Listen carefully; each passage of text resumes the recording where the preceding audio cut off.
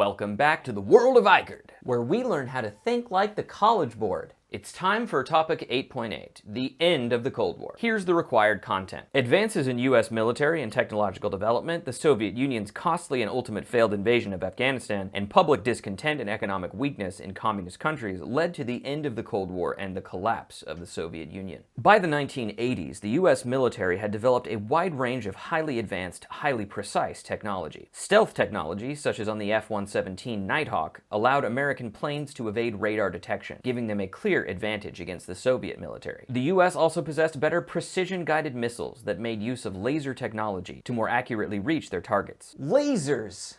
The Soviets were attempting to develop a lot of similar technology and had some successes, but by the 1980s they were clearly lagging behind the Americans in the arms race. Furthermore, ever more advanced technology was also ever more expensive. This was not a problem for the USA, the world's richest country, but it put serious strain on the USSR, which was much, much poorer. This reached its height during the presidency of Ronald Reagan, who proposed the Strategic Defense Initiative, jokingly called Star Wars. It was an extremely ambitious project that involved, among other things, putting anti-ballistic defense systems in outer space, using laser guidance to intercept and destroy enemy missiles. Space lasers! The Strategic Defense Initiative was never actually completed, but just the idea that it might happen meant that the Soviet Union would need to try to come up with something similar. And the Soviet Union, as we'll see, was in no economic position to invest in expensive space lasers. Next, you need to know about the Soviet invasion of Afghanistan, beginning in 1979. A communist government had come to power in Afghanistan in 1978, but it was deeply unpopular among many of the Afghan people, especially the more conservative and religious Muslims who resented the communist secularization of society, and armed resistance against the government was widespread. The Soviets invaded in order to help the unpopular communist government, very similar to how the United States invaded to help the unpopular anti-communist South Vietnamese government in the 1960s. The Soviet invasion led to even more resistance against the foreign invader, especially the Mujahideen, Islamist freedom fighters who used their knowledge of the mountainous terrain to employ guerrilla tactics. The United States supplied the Mujahideen with weapons, most famously the Stinger missiles, which were used to shoot down Soviet airplanes and helicopters. Smells like a proxy war.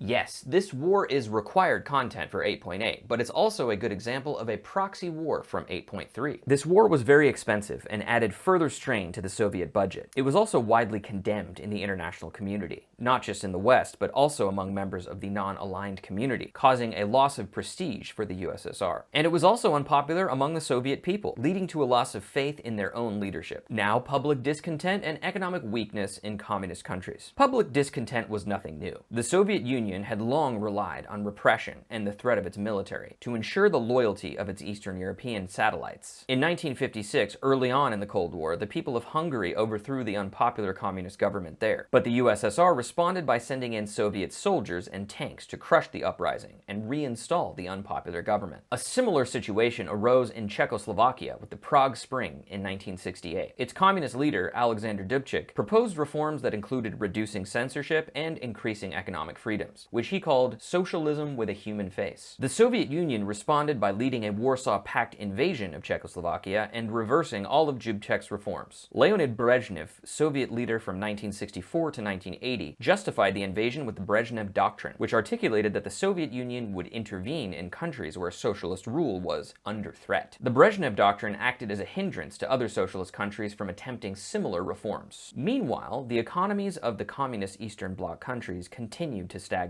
Although the Western capitalist countries had significant wealth inequality, they were much more effective at generating overall wealth than the centrally planned communist countries, where people lacked access to quality consumer goods and often even basic necessities like food and clothing were scarce. This led to further political discontent and also made it increasingly difficult to compete with the wealthy US and its wealthy NATO allies. In 1985, a new Soviet leader, Mikhail Gorbachev, was in power, and he proposed reforms in two main categories. First was perestroika, restructuring of the economy, including allowing elements of free enterprise. The other was glasnost, opening up Soviet society and granting political freedoms like increased freedom of speech and reducing censorship. It was also implied that the USSR would no longer use the Brezhnev Doctrine to repress uprisings in other Eastern European countries. By 1989, communist governments throughout Europe began to be replaced with new governments. By 1991, the Soviet Union itself collapsed from the combined pressures of economic weakness, political discontent, the failed Afghanistan invasion, and the inability to keep up with U.S. military technology. After nearly half a century, the Cold War was over. Only one superpower remained: America.